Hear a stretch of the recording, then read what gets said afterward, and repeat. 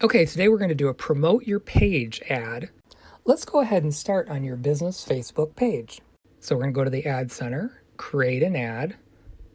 We're going to go down and select promote your page. Now you can change the images if you want. It's going to show you what it's going to display if you just go with that.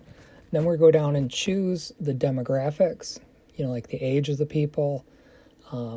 In this case, this is for Pegasus Ventures, so we're going to do all of Pennsylvania. We're going to do business admins. We're going to do restaurant owner admins.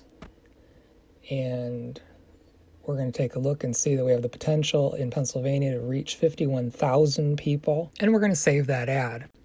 Okay, we're going to take a look at the budget. So I've selected 3 days. I'm going to make it $20 per day, so it'll stop each day at $20 for each one of those 3 days for a total spend of $60.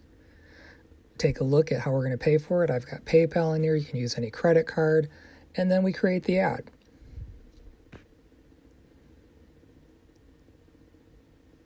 What I like to do next is go ahead and refresh the page. And what you'll see is that it's gone into review status. It can take actually several hours to get out of the review status. I've seen it take as long as 10 hours. But just like that, you're all set.